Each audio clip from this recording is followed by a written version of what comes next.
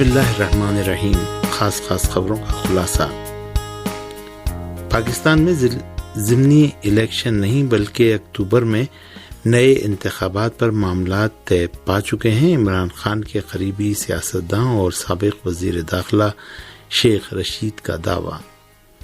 Drone technology میں ایران کی پیش رفت سے امریکہ وحشت زدہ ڈرون کی تیاری اور فروخت ایران کی آمدنی اور سیاسی اثر و رسوخ بڑھانے کا ذریعہ بن گئی ہے، نیو یارک ٹائمز کی رپورٹ۔ اور محرم کی آمد کے پیش نظر کابل میں شیعہ علماء کونسل اور طالبان سیکیورٹی عہدیداروں کا اہم اجلاس، عزاداری کے اجتماعات اور ماتمی جلوسوں کی سیکیورٹی پر تبادلہ خیال۔ اور اب خبریں تفصیل کے ساتھ۔ پاکستان میں نئے انتخابات سے متعلق معاملات طے پا گئے ہیں۔ اس خبر کا اعلان عمران خان کے قریبی سینئر سیاستداں اور سابق وفاقی وزیر شیخ رشید نے کیا۔ پاکستان کے سابق وفاقی وزیر داخلہ شیخ رشید نے ٹویٹر پر عام انتخابات سے متعلق ایک بیان جاری کیا ہے، جس میں انہوں نے کہا ہے کہ پاکستان میں ضمنی انتخابات کے بجائے نئے انتخابات پر معاملات طے پا گئے ہیں۔ انہوں نے کہا کہ قوم اکتوبر میں نئے انتخابات، الیکشن کی تیاری اور الیکشن کمیشن نیز نگراں حکومت کے بارے میں فیصلہ جلد سنے گی۔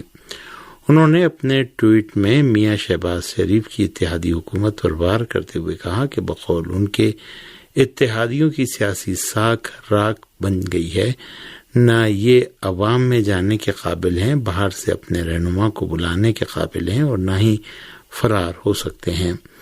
پاکستان کے سابق وفاقی وزیر داخلہ شیخ رشید کا کہنا ہے کہ ان کے ملک میں جمہوریت مذاق اور اسمبلی تماشا بن گئی ہے، اور بقول ان کے بحران سری لنکا سے لبنان، عراق اور پاکستان کی طرف آ رہا ہے۔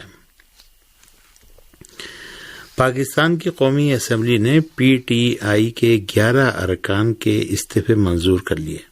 رپورٹوں کے مطابق پاکستان کی قومی اسمبلی کے اسپیکر راجہ پرویز اشرف نے سابق وفاقی وزیر شیری مزاری سمیت پاکستان تحریک انصاف کے 11 اراکین اسمبلی کے استعفے منظور کر لیے ہیں۔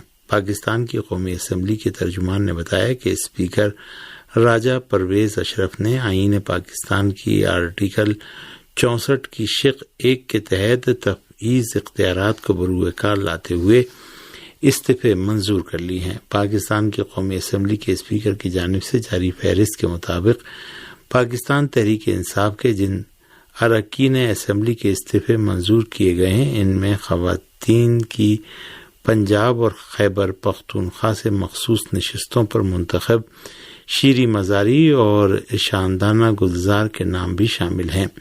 قومی اسمبلی کے ترجمان نے کہا کہ پی ٹی آئی کے اراکین قومی اسمبلی نے 11 اپریل کو اپنی نشستوں سے استعفے دیے تھے اور استعفوں کے نوٹیفیکیشن الیکشن کمیشن کو بھجوا دیے گئے۔ یاد رہے کہ اپریل میں سابق وزیر اعظم عمران خان کی زیر صدارت پارلیمانی پارٹی کے اجلاس میں پی ٹی آئی اراکین نے مشترکہ طور پر قومی اسمبلی کی رکنیت سے استعفے دینے کا فیصلہ کیا تھا۔ پاکستان نے دعویٰ کیا ہے کہ ہندوستان کی جانب سے جمعرات کو 2,50,000 کیوسک پانی کا ریلا چھوڑے جانے کے بعد دریائے چناب میں سیلابی کیفیت پیدا ہو گئی ہے۔ پاکستان کے محکمہ انہار کے مطابق ہندوستان کی جانب سے جمعرات کو 2,25,836 کیوسک پانی کا ریلا چھوڑا گیا تھا، جس کے باعث ہیڈ مرالا کے مقام پر دریائے چناب میں نچلے درجے کا سیلاب آ گیا۔ پاکستان کے محکمہ انہار کا کہنا ہے کہ ہندوستان کی جانب سے جمعرات کی شام بھی 3 لاکھ کیوسک پانی کا ریلا چھوڑا جائے گا۔ محکمہ انہار کے مطابق اس صورتحال کے پیش نظر دریائے چناب اور دریائے مناورتری سے ملحقہ علاقوں میں ہائی الرٹ جاری کر دیا گیا ہے۔ سیلاب نے پاکستان اور ایران سمیت دنیا کے بہت سے ملکوں میں تباہی مچا دی ہے۔ میڈیا رپورٹوں کے مطابق پاکستان کے مختلف شہروں میں موسمی بارشوں میں سیلاب کے نتیجے میں پیش آنے والے حادثات میں مرنے والوں کی تعداد 350 سے تجاوز کر گئی ہے۔ بارشوں اور سیلاب کے نتیجے میں سب سے زیادہ 106 افراد صوبہ بلوچستان میں مارے گئے ہیں، جبکہ دارالحکومت اسلام آباد اور اس کے نواحی علاقوں میں صرف ایک شخص کے مارے جانے کی خبر ہے۔ میڈیا رپورٹوں میں بتایا گیا ہے کہ پاکستان کے مختلف شہروں اور دیہاتوں میں بارشوں اور سیلاب کی وجہ سے کم 12,000 رہائشی مکانات تباہ ہو گئے ہیں۔ یوں تو پاکستان ہر سال موسمی بارشوں سے متاثر ہوتا ہے، لیکن موسمیاتی تبدیلیوں نے اسے سب سے زیادہ متاثر کیا ہے، جس کے سبب ہر سال سینکڑوں جانیں ضائع ہو جاتی ہیں، جبکہ اقتصادی اور مادی نقصان بھی اٹھانا پڑتا ہے۔ تخمینوں کے مطابق سن 2018 سے اب تک سیلاب اور دیگر قدرتی آفات کی وجہ سے پاکستان کو $4 ارب کا مالی نقصان ہوا ہے، جبکہ 10,000 افراد جاں بحق ہوئے ہیں۔ دوسری جانب ایران میں بھی موسمیاتی تبدیلیوں اور بارشوں کے نتیجے میں آنے والے غیر متوقع سیلابی ریلوں نے مختلف شہروں میں تباہی مچا دی ہے۔ نوائی تہران کے شہروں فیروزکوہ، دماوند اور کن میں ہونے والے سیلاب کے باعث درجنوں افراد جاں بحق اور لاپتہ ہیں۔ تہران کے گورنر محسن منصوری نے بتایا کہ فیروزکوہ شہر کے حبلہ ندی میں آنے والی طغیانی کے سبب زرین دشت، مزداران اور آتشہ نامی دیہات زیر آب آ گئے ہیں۔ انہوں نے بتایا کہ ان علاقوں میں سیلاب کے باعث 9 افراد جاں بحق ہوئے ہیں، جبکہ 16 افراد لاپتہ ہیں۔ تہران کے نوائی ضلع کن کے علاقے امامزادہ داؤد میں آنے والے سیلاب میں بھی 8 افراد جاں بحق اور 19 لاپتہ ہیں، جبکہ 700 افراد کو محفوظ مقامات پر منتقل کر دیا گیا ہے۔ ایران کے دیگر علاقوں میں بھی سیلاب کے بعد امدادی کارروائیاں جاری ہیں اور لوگوں کو محفوظ مقامات پر منتقل کیا جا رہا ہے۔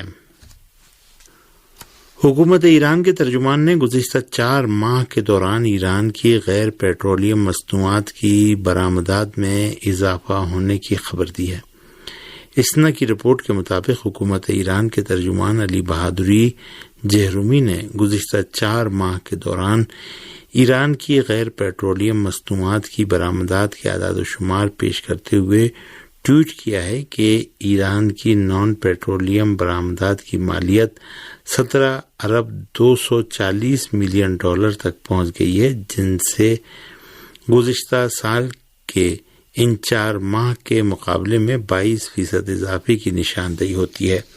ایران میں نئی حکومت کے برسر اقتدار آنے کے بعد غیر پیٹرولیم مصنوعات کی برآمدات میں خاطر خواہ اضافہ ہوا ہے۔ گزشتہ سال 3 اگست کو تشکیل پانے والی ایران کی 13ویں حکومت خارجہ پالیسی میں توازن برقرار کرنے کے ساتھ ساتھ پڑوسی اور مسلم ملکوں کے ساتھ تعلقات و تعاون کی توسیع پر خاص توجہ دے رہی ہے۔ علاقائی رجحان کی پالیسی مشرق کی طرف رجحان اور مختلف علاقائی و بین الاقوامی تنظیموں میں شمولیت نیز فعال کردار ایسے اقدامات ہیں جو حکومت کی جانب سے خارجہ پالیسی میں توازن برقرار کرنے کے لیے عمل میں لائے گئے ہیں۔ ایران دنیا میں ڈرون طیارے برآمد کرنے والا اہم ملک بن گیا ہے اور امریکی پابندیوں کے باوجود ڈرون ٹیکنالوجی کی ترقی و برآمدات ایران کے لیے آمدنی اور سیاسی اثر و رسوخ میں اضافے کا ذریعہ بن گئی ہے۔ امریکی جریدے نیو یارک ٹائمز نے اپنی تازہ رپورٹ میں کہا ہے کہ ایران نے گزشتہ برسوں کے دوران ڈرون طیاروں کی ساخت اور تیاری کے میدان میں بے پناہ ترقی کی ہے اور یہ ٹیکنالوجی برآمد کرنے کی پوزیشن میں آ گیا ہے۔ اخبار کے دعوے کے مطابق ایران اپنے عالمی اثر و رسوخ میں اضافے کی غرض سے ترقی یافتہ ڈرون طیارے دنیا کے دیگر ملکوں کو برآمد کرنے کی کوشش کر رہا ہے، جن میں وینزویلا سمیت امریکی پابندیوں کا شکار ممالک سر فہرست ہیں۔ نیو یارک ٹائمز کے مطابق امریکہ کی وضع کردہ مالی بندشوں اور پابندیوں کے باوجود ترقی یافتہ ڈرون ٹیکنالوجی کی فروخت ایران کے لیے آمدنی اور سیاسی رسوخ میں اضافے کا ذریعہ بن گئی ہے۔ اخبار کے مطابق روس جیسی بڑی طاقت بھی اب ایرانی ڈرون خریدنے والے اہم ملکوں میں شامل ہو گئی ہے۔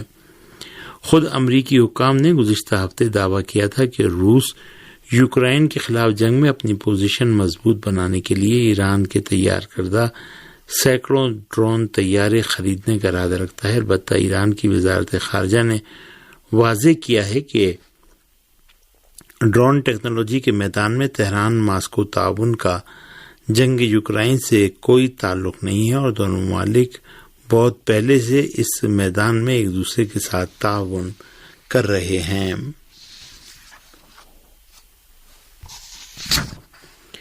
افغانستان کی شیعہ علماء کونسل کے ایک وفد نے طالبان انتظامیہ کے سیکیورٹی حکام سے ملاقات اور محرم کی سیکیورٹی کے بارے میں تبادلہ خیال کیا ہے۔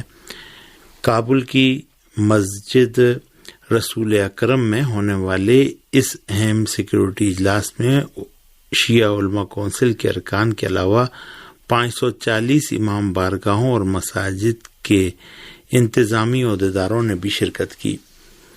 اجلاس سے خطاب کرتے ہوئے شیعہ علماء کونسل افغانستان کے صدر آیت اللہ صالحی نے نواسہ رسول حضرت امام حسین علیہ السلام کی مجالس اور محرم کے جلوسوں کی سیکیورٹی کو یقینی بنانے کی ضرورت پر زور دیا۔ انہوں نے انجمنوں اور ماتمی دستوں کے ذمہ داران سے بھی اپیل کی کہ وہ امن و امان کے تحفظ کے لیے مقامی طالبان انتظامیہ کے ساتھ بھرپور تعاون کریں گے۔ طالبان انتظامیہ کے ڈپٹی سیکیورٹی چیف حاجی نجیب اللہ نے اس موقع پر کہا کہ اس اجلاس کا انعقاد خود اپنی جگہ پر باہمی تعاون کا نمونہ شمار ہوتا ہے۔ یمن میں امریکہ اور برطانیہ کے فوجیوں نے صوبہ المہرہ میں غاصبوں کی موجودگی کے خلاف مہم کی کمیٹی کے سربراہ کے مکان پر حملہ کر دیا۔ الخبر الیمنی کی رپورٹ کے مطابق صوبہ المہرہ میں غاصبوں کی موجودگی کے خلاف مہم کمیٹی نے ایک بیان میں اعلان کیا ہے کہ امریکہ اور برطانیہ کی افواج نے صوبہ المہرہ میں غاصبوں کی موجودگی کے خلاف مہم کی کمیٹی کے سربراہ شیخ علی سالم الحریزی کے مکان کا محاصرہ کر لیا ہے۔ اس بیان میں کہا گیا ہے کہ یمنی عوام اس جارحیت کو برداشت نہیں کریں گے اور سخت جواب دیں گے۔